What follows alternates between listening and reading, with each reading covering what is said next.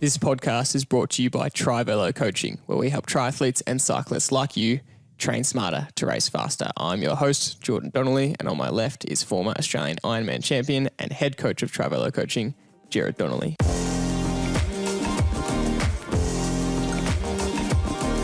There are 4 very important training sessions you can and should be doing in your race-ready phase to be as fit as possible on race day. And today, we're going to tell you exactly what they are and how to do them.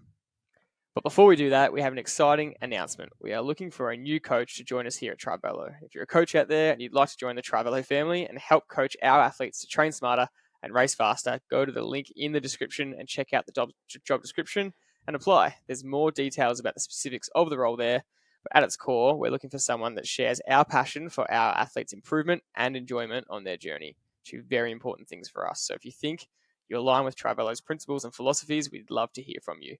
Dad, welcome into another episode. Anything you'd like to add just there about having a new coach join us?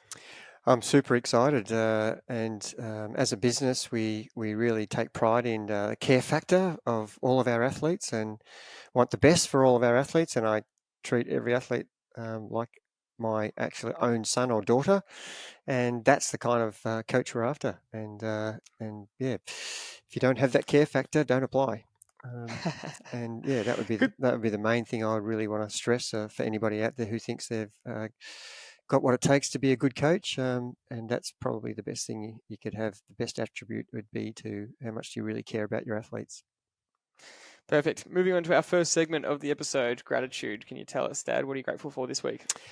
Oh, I love seeing athletes achieve goals, and at races, when you go to them, you have variation of people coming across you to say hello, and obviously we've mentioned many times how they're grateful for the podcast. And at a race after the event, it's been so many times I've had people come up to me and make a point and saying, "Hey, thank you so much for the podcast, but not only that, thank you for all the tips you've given me."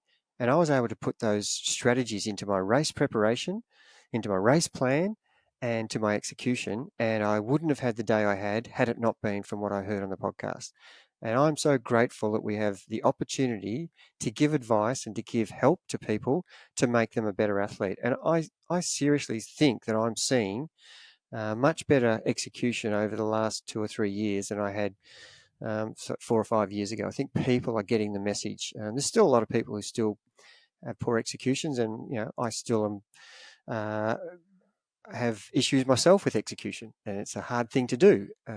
We're not sitting here saying we're perfect. We're just trying to make sure that people understand how to get the most out of themselves on race day, and execution's part of that. So is planning and preparing and all aspects of the race. But it is a hard and difficult thing to practice and to put into practice on race day. So yeah, really grateful for that.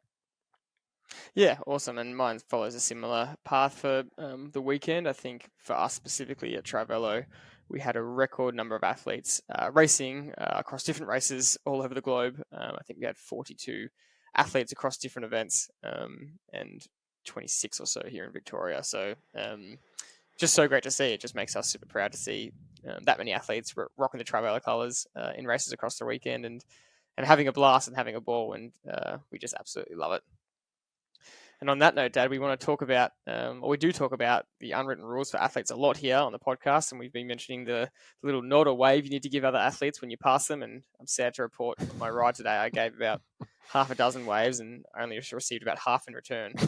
And sometimes it's funny, they might not see the wave, and sometimes they look at you and stare at you as you go past, but don't give the wave, which is pretty funny. They obviously don't listen to the podcast. Well, George, sometimes they're in the zone and they're concentrating on what they're supposed to be in their training session, and they haven't got time. Yeah. And I must say, did you give many high fives in your race on Sunday in your half marathon?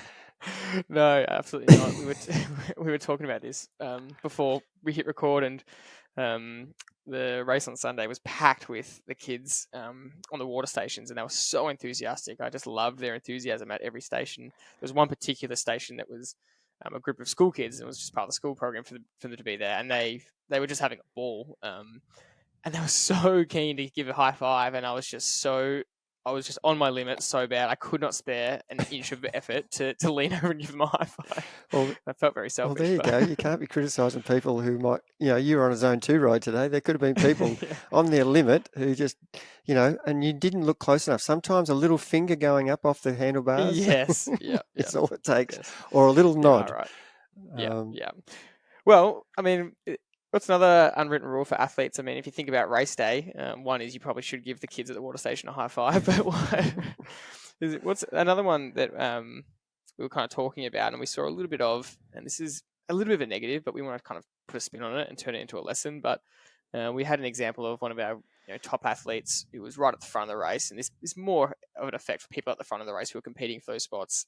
Had someone pretty blatantly drafting off them in the bike leg, and I saw it firsthand, and it wasn't even 12 meters to 10 meters or 12 to 8 meters. It was kind of 3 or 4 meters off their wheel, and our athlete kind of turned around a couple of times and said, "Get back! What are you doing?" And it's really disappointing to see because it is cheating, and we it's sometimes it's unavoidable out in the course. When there's huge packs coming, you just can't find your own air, and if that's the case, then it's unavoidable. Then enjoy the draft. You go into there's nothing you can do about it.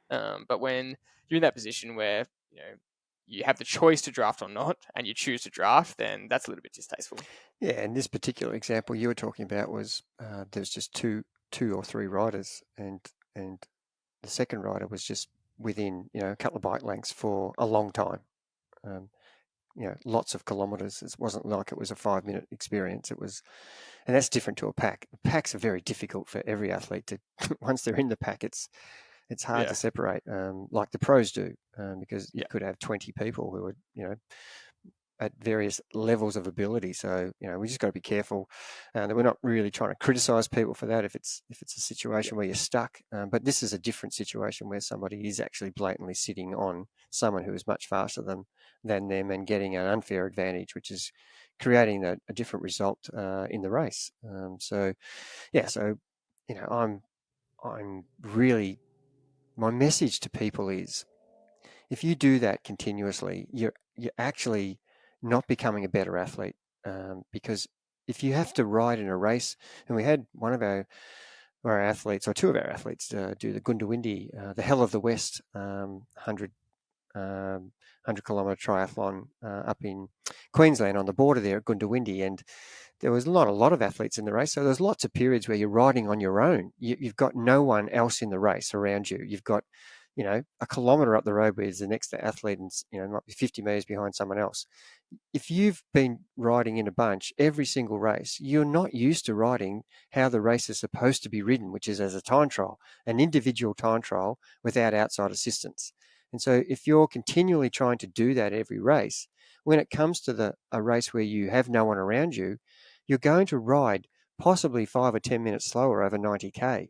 And so you're forever going to be saying, I didn't ride very well in that race, but you probably rode very well. It's just that you're comparing yourself when you ride with a group, and they can't be compared, because when you're with a group, you're going to naturally get an easier ride, and you're probably going to ride faster, and then you're probably going to run better because you haven't ridden at the intensity that you should have.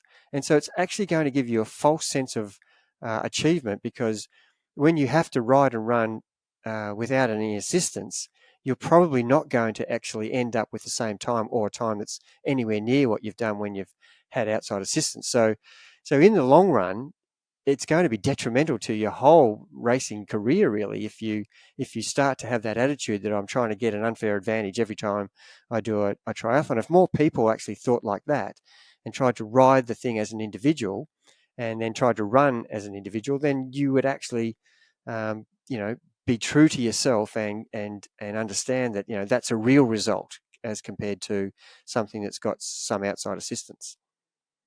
Yeah, it's a great point, and one we just felt like was worth mentioning because, it's really comes down to you and your own improvement, and you'll actually reap the rewards in the long term by doing that, rather than taking the somewhat softer option all the time. So look, that's that unwritten rule. Our unwritten rule on the podcast is, if you like the podcast, if you get any value out of it, because we do it for free, the best thing you can do to help us is to share the podcast on your social media. Tell the people in your network that you enjoy listening to us, no matter how small your network is.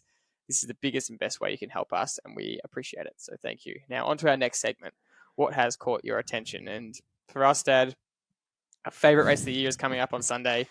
We can't not talk about it. The Tour of Flanders is on this weekend. I am just so excited for this. I was looking at some previews today and I had butterflies in my stomach. It got me more excited than any of the sport back here in Australia. And yeah, just can't wait to watch the race. Can't wait to stay up all night and watch it. And yeah, for us, I mean, any predictions for the race? There's, can the Belgians come through with the goods? Lottie Kopecky, can she be the first female to win 3 in a row? She's won 2 in a row so far. And can Wout finally win his home race every year that he doesn't win? The pressure builds.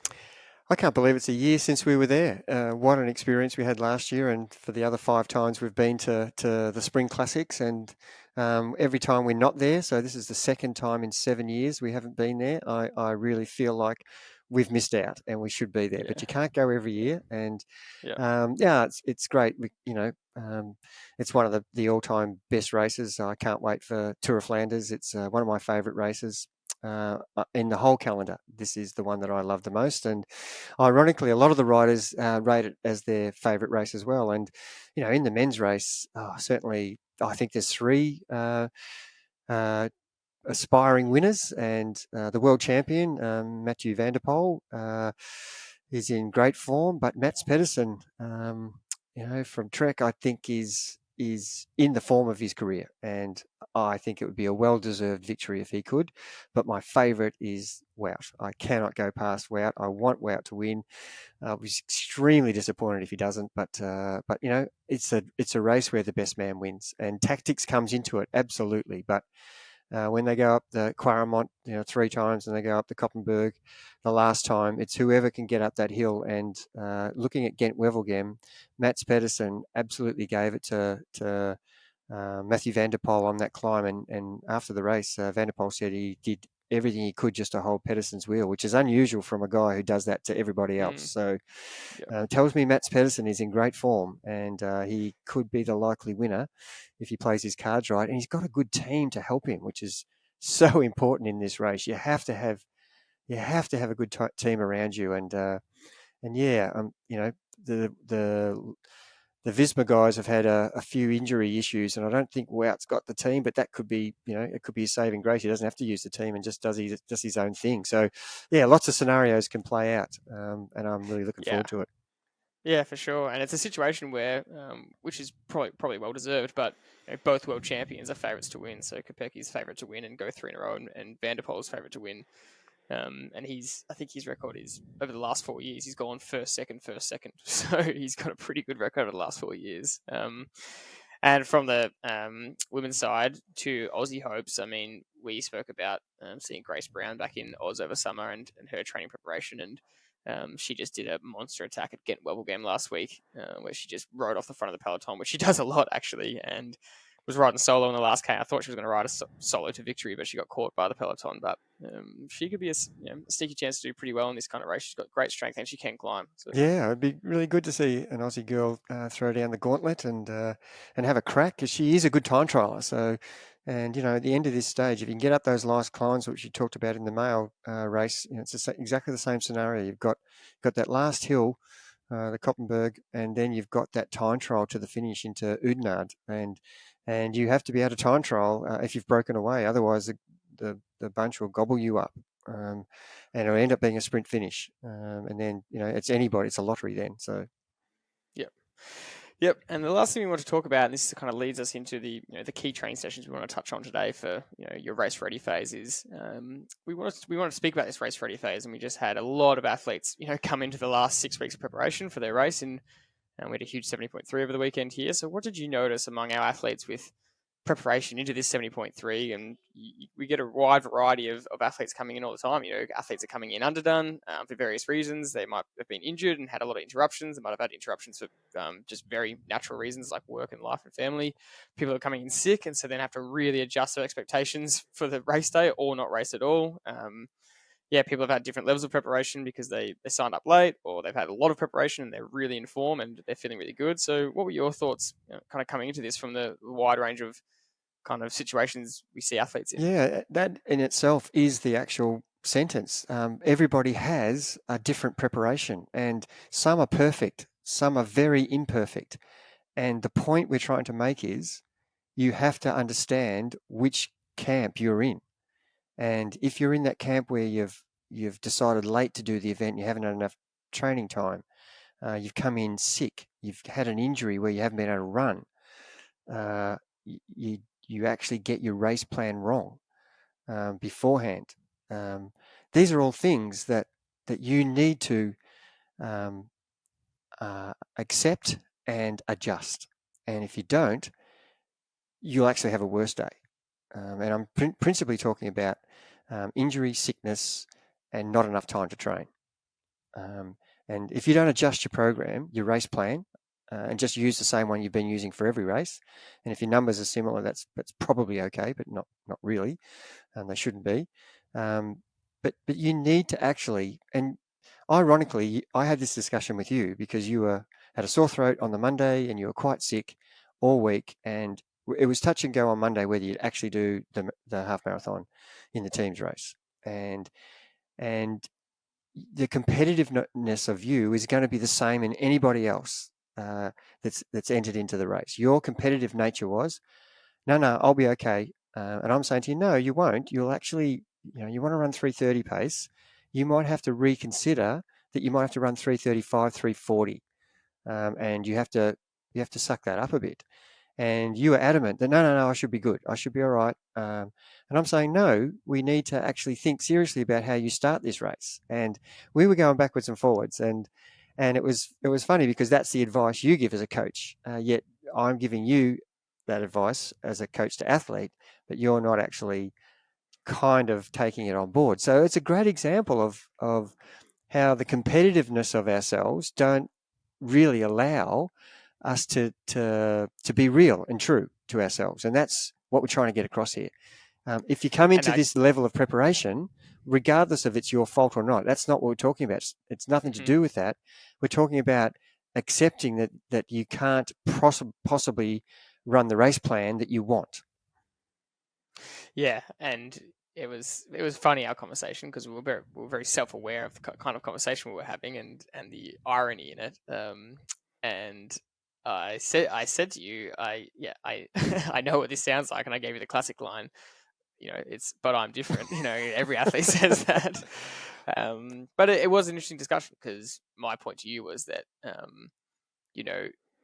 with one of the core reasons we give that advice to athletes is because we want to avoid having a really horrific experience on race day. And then as coaches, it's our job to manage the athlete's expectations, because if they think that they can perform the same way, and then they don't, and it can then reflect poorly on the coach, and you don't want to be blamed for that as a coach either. And so it really is a matter of managing those expectations, but also making sure the athlete doesn't have a poor experience and really doesn't enjoy the day. That's really what you're trying to avoid. But one of my points to you, and this is a different tactic to approach to take, is I'm aware of the consequences of going for it anyway. I'm aware that I've been sick and my body might not cope with it. And if I blow up, I'm okay with that result. And I think that's a situation where if you can believe the athlete that when they say that, they do mean it, and they're not going to turn around after the event and go, I'm really pissed off I blew up. Because you go, what did you expect? We had this conversation, But if you can believe the athlete, and the athlete does know that, okay, I'm prepared to take that risk. Because I said to you, I'd rather do that and blow up than run slower and just get an okay result. Given the sickness, and you disagreed still, but that's kind of the angle that sometimes you can have that conversation. Yep. Yeah. And I think okay. If you do take that tack, you will blow up because you're not 100%, and I don't need you to tell me that I'm different and I should be okay. I'm telling you straight out that I do know better, and you're not any different to anybody who's had sickness. When you don't have a feeling of 100%, to have the expectation that you can compete at 100% is almost like the definition of insanity. You can't expect that when your body's not up for it. And looking at the way you actually ran, which was a credit to you, you did execute really well. You faded at the end because that was the tactic you took, which is to still stay with the aggressive plan that you had, but it came to bear that you couldn't cope with that pace because you weren't actually that well. And you'll never say that to anybody as an excuse, but I'm saying that's actually a fact, that the reason why you were fading was not because you weren't fit enough or you executed poorly. It was because you weren't into the race not 100%. And that's what you knew was going to happen if you did that. So you had to be happy with that. And all the athletes we coach, as long as they're understanding the consequences, I'm happy for them to do whatever they want as a race plan and as a race strategy. But it's remiss of us not to actually point out that this is the consequences that possibly will happen and more likely will happen if you don't adjust your expectation. And the last thing we want to see our athletes is have this. It's almost like a fear of failure, or that disappointment about the performance. It can actually affect your well-being. And if you don't have the correct expectation about the outcome, that doesn't sit well. And I want to make sure, just like I want people to be real in their race plan and their race strategies based on actual events and sessions that they've done, I want them to have that expectation about their result, so there's no shock, at the end that, oh, what just happened? And we don't have to say to them, well, your expectation and your actual ability didn't align.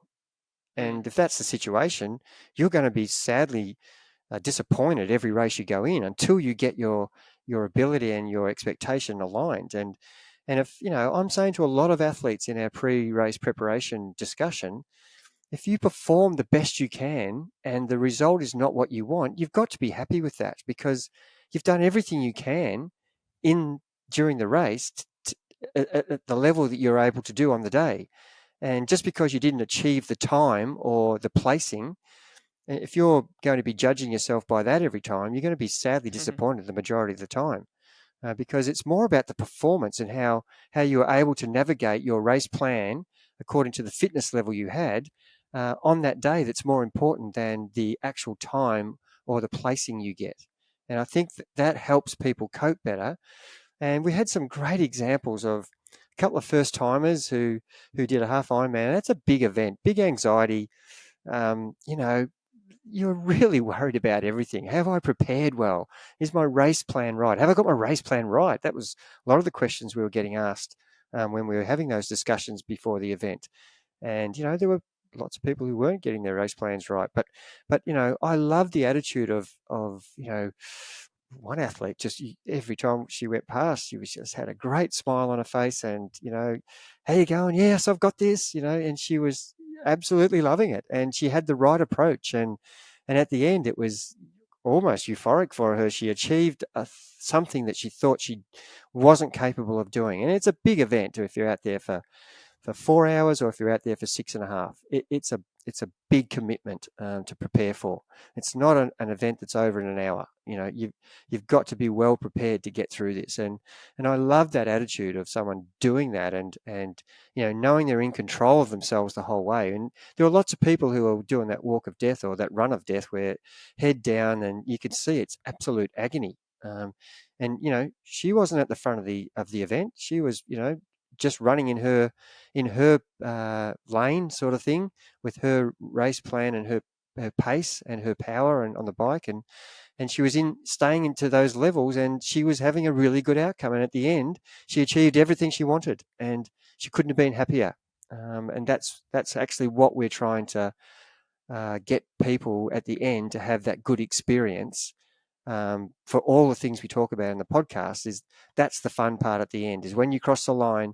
It's emotional for you because you've put so much into this in terms of time and hours and money, and invested your whole mental focus on, can I challenge myself in this endurance event, and can I come through that challenge? And that's the part that makes you want to come back and then do something a little bit better once you've done it once.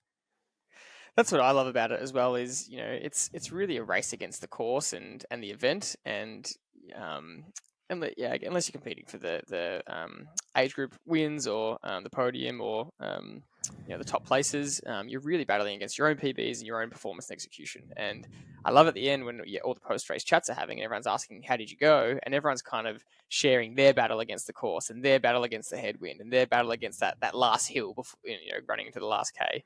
And I love that because that's what the sport's about. And I still laugh exactly what you just said before. It's not about the place. It's about your time and your execution against your race plan and your preparation. And anyone outside triathlon, whenever I finish a race, anyone that is not involved in this industry at all, it's such a well-meaning question, but one of the first questions is they'll say, "Where'd you come?" It's just such a ridiculous. It's just so irrelevant for anyone that's in this sport.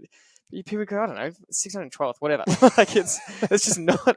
That's not what the sport's about. But that is because they don't know what else to ask. They should be asking, how did you go compared to your expectations, or how did you perform, or how did you execute? And so I always laugh at that. But when you're in the community, you know that that's not the case, and that's the camaraderie I love. So on that note, I'd like to say congratulations to you again for yet another Australian age group title.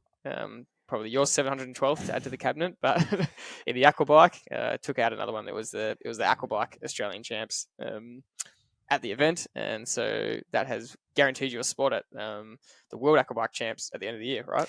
Yeah, thanks, Jordy. I appreciate your shout out. Yeah. Don't get too uncomfortable. No, it's great. Yeah, good. No, it was a great day for everyone. We had a lot of good performances, and and as much as PBs and good execution, we did have people on the podium, which we love to see as well. And it would be remiss not to say that we are super proud to have first and second place overall in the whole race. Outside of the pros, so not in the pro category, we had Tom and Roland come first and second again, which is just phenomenal. Just unbelievable racing from them, and they were toe to toe with each other and really pushing each other. And we're not, and we do say a lot, it's not about the podiums, but we're not going to say that it's not cool to see them coming first and second. We're not going to downplay their results. It's really epic to see and super proud to see. It was a great race too, and for anybody who just loves competition, two athletes who finished 17 seconds apart, 3 hours 52 is right up there with the pros timing.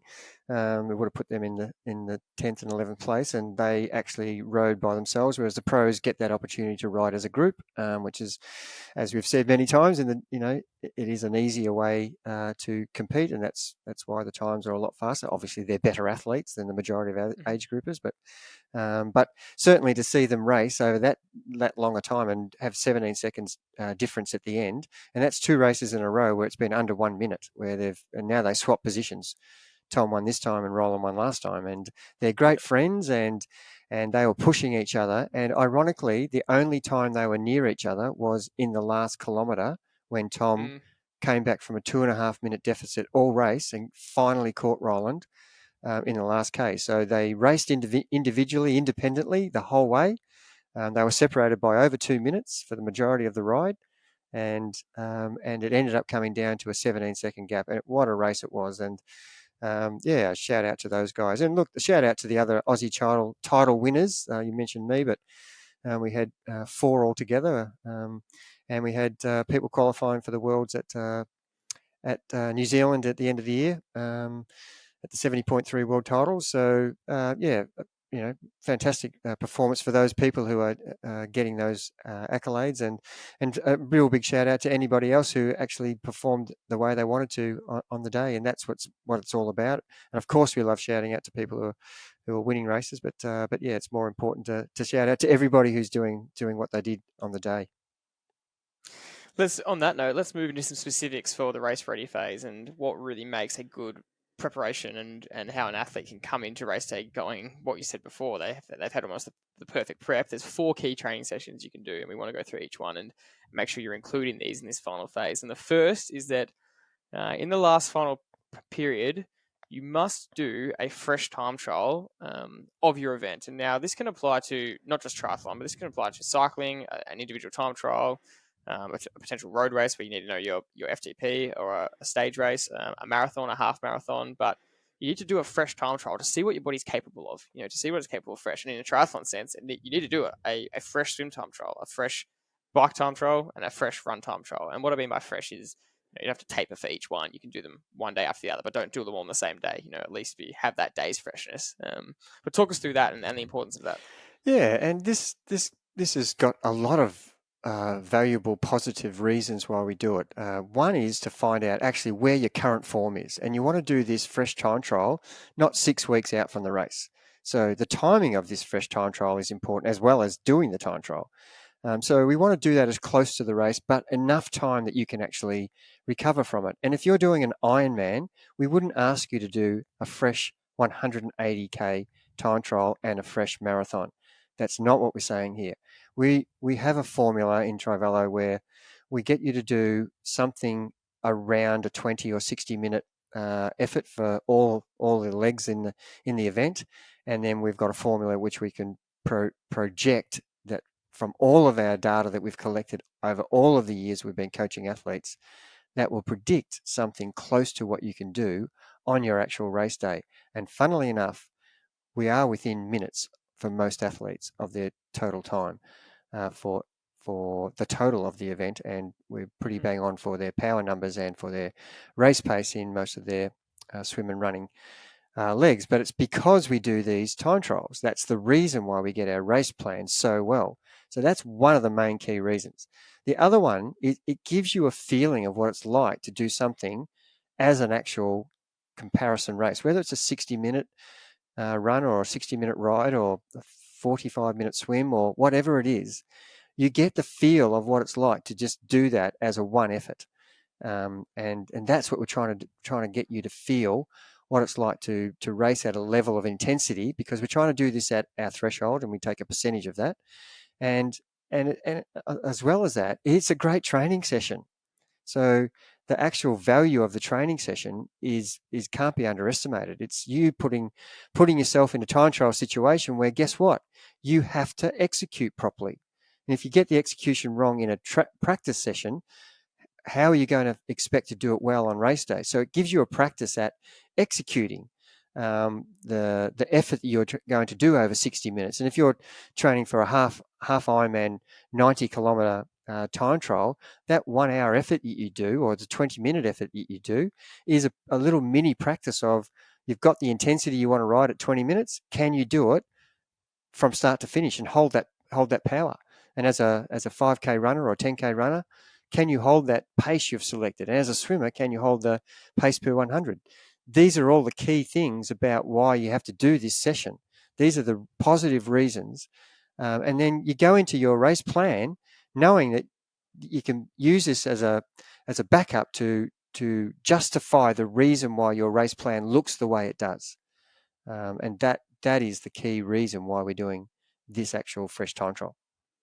Some specific notes on that: if you're going to do the swim time trial, it's really important for a triathlon that you do it in the open water or a lake or something similar. Really make sure in that last phase you go do it in the conditions they're going to replicate race day, and don't do that last time trial in the pool. That's a really key point. And very similar if you're training for a marathon or a half marathon or a 5K, and you're going to do a fresh time trial before it. If it's a half marathon, you might not do it. You might do a 10K time trial to help predict your time, but try and pick a course that's probably similar or even on the course that you're going to do for that half marathon or marathon.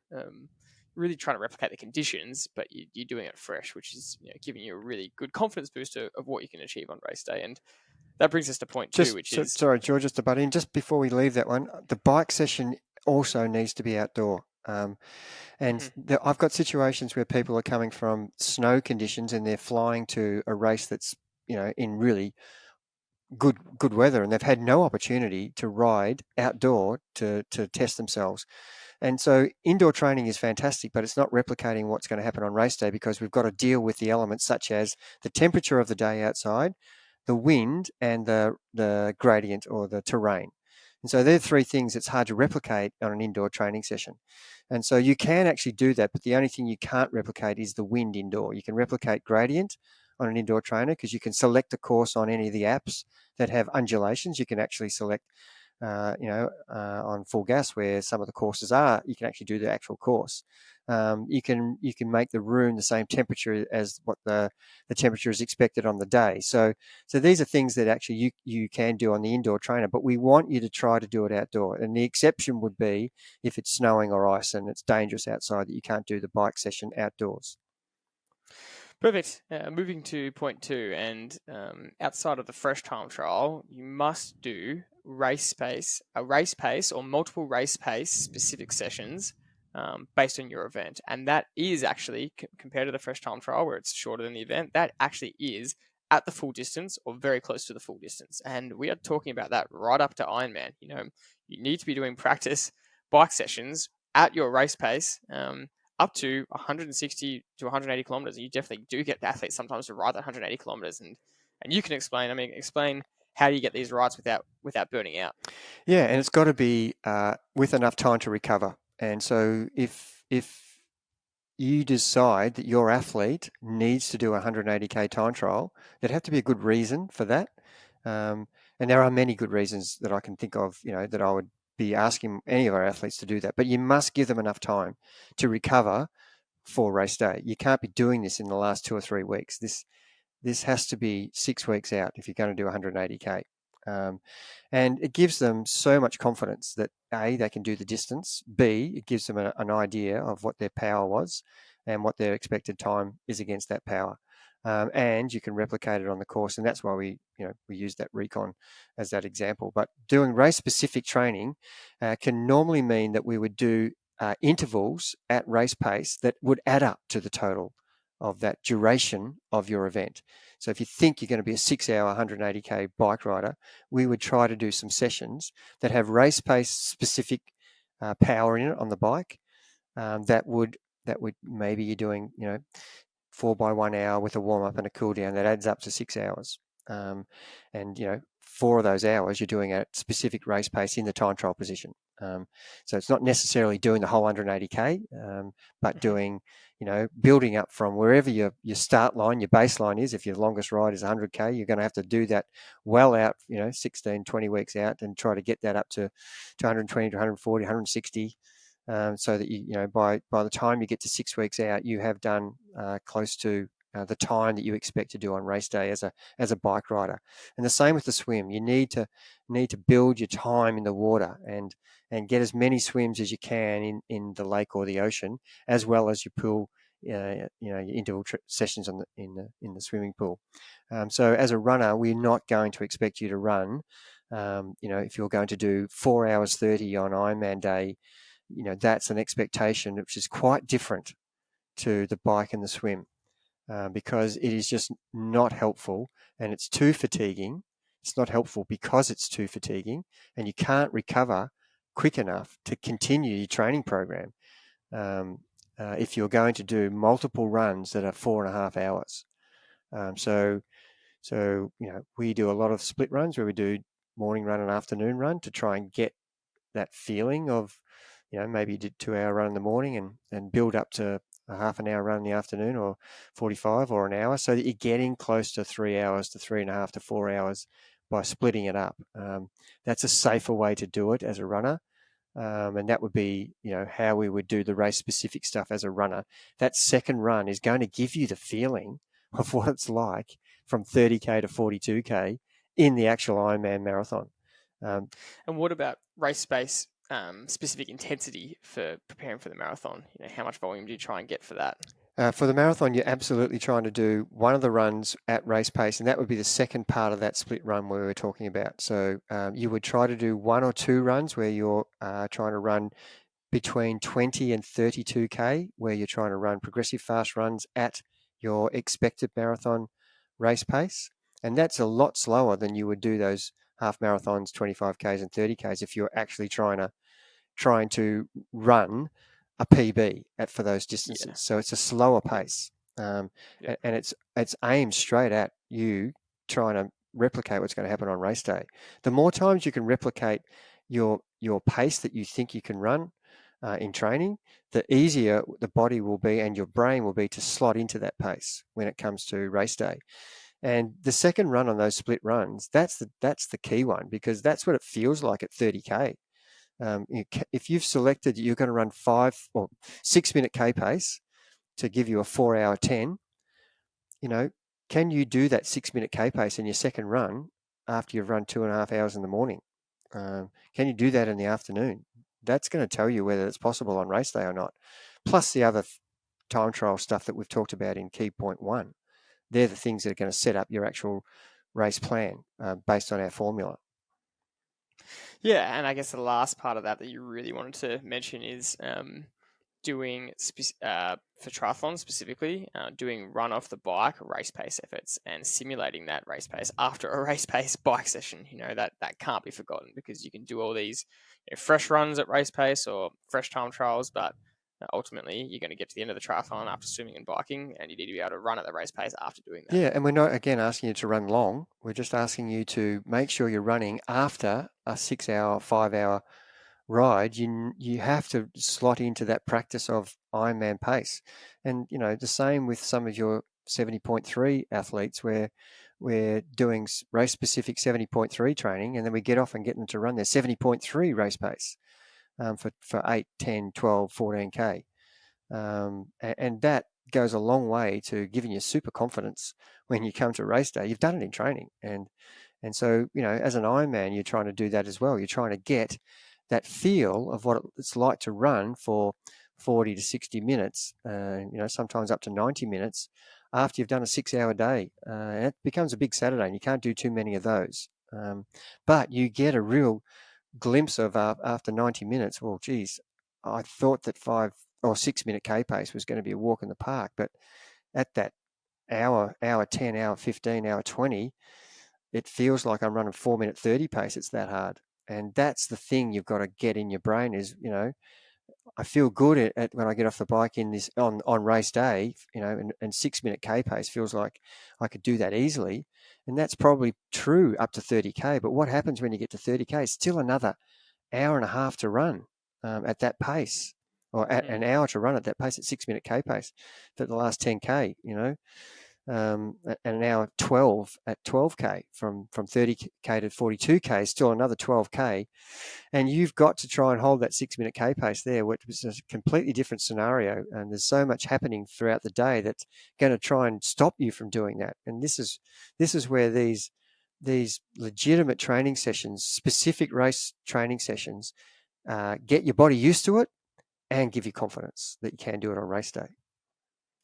Awesome. The next key session, this is as important as doing the actual sessions themselves, but it's how you complete the sessions, and it's really important that you test your full race setup in these race pace sessions. So explain to us how to do that properly and how to make sure that you do it in a way that guarantees you're not going to get a shock on race day. Yeah, if you're riding your bike, for example, and it's got its training wheels on, you've got a helmet that's going to be different. You're not racing in your race suit, and you're not spending much time in the TT position, and you don't have your proper race shoes on. And you've got a mindset that's not race setup. Those particular race specific sessions where we might be doing a time trial, they're the days to get the full race kit, the aero wheels, whatever you're going to do on race day on the bike, you need to practice that. And our athletes would do that 5 or 6 times, because we want to actually guarantee that the power we do and the speed we do, the average speed, so the average power we're going to ride on race day in these race specific training sessions, we want to know that speed is accurate against that power. So if you've got a slower bike setup in those training sessions and you do 200 watts and it equals 30 Ks an hour, and then on race day, 200 watts equals 32 Ks an hour because you've got the go fast equipment, that's going to create confusion, because you've got a race strategy based on this particular power equals this particular speed. So that's really one of the key things. The second thing is we want to actually understand how much nutrition we're going to burn at that intensity. And that is important, that we're practicing that in that race specific training session, not only the equipment, but our hydration levels and our nutrition numbers. And we don't want to have any surprises on race day, and we should go into race day knowing that the intensity we rode in that specific race ready session is what's going to happen on race day. So our nutrition should be burning the same amount and at the same rate as it does on race day. And the only difference would be that the temperature might be different on race day to your race ready practice session, and we have no control over that. We can't select the day that's going to be equivalent to race day. We just have to hope that we've trained in enough different scenario temperatures that are going to simulate. And of course, that is extremely difficult if you live in Norway and you're going to Kona. You've had basically no temperatures that match that. So, you can do things about that. You can train indoors and make sure the temperature settings in the house are where you're training are similar to that. So they're examples of where you need to get this race equipment, and nutrition and hydration is part of your equipment, in my opinion.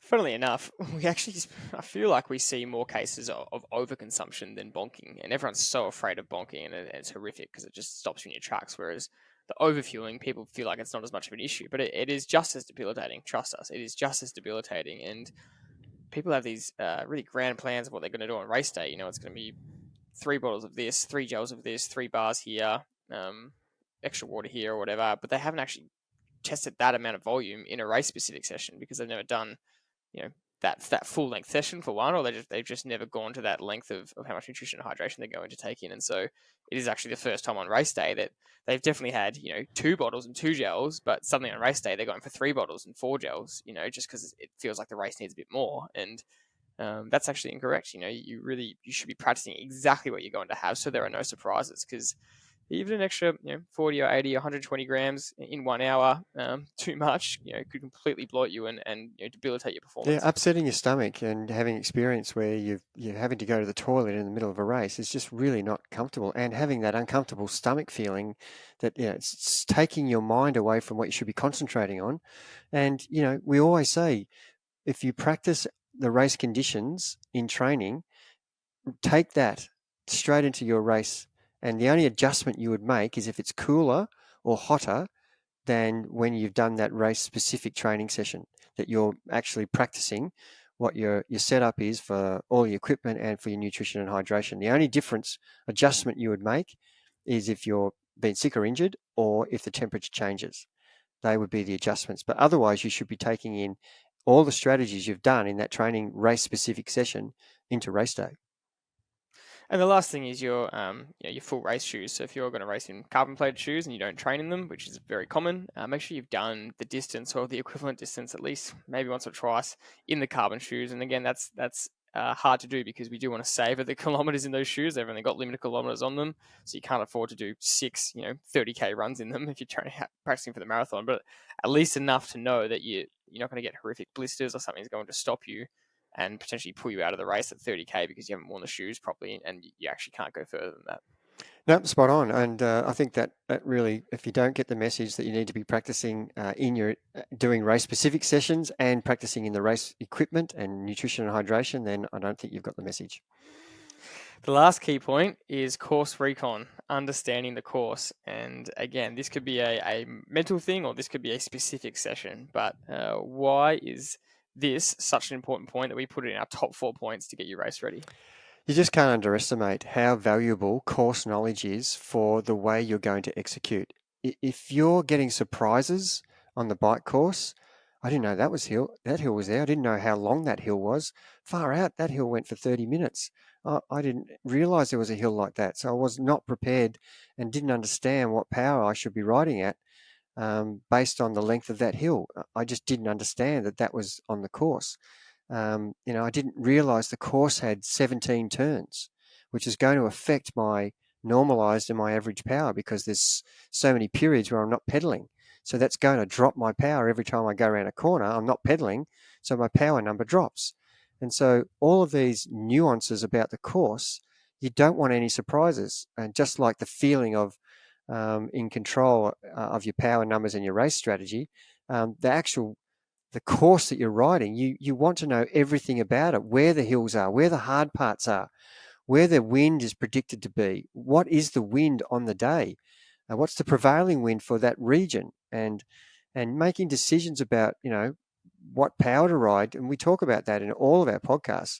When the bike's going slower, you need to be mid to top range. When the bike's going fast, you need to be mid to bottom range. And so if you don't know where the fast parts of the course are because you haven't reconned it in training, then you're making decisions on the run. And that's not a good way to do anything in life, making things up in a split second. The more prepared and planned you are, the better the outcome's going to be every time in every aspect of life. And it's no different to being an athlete, where, if you've got in your mind this could happen in preparation for the event, then more than likely when those scenarios happen, you can respond the way that you should.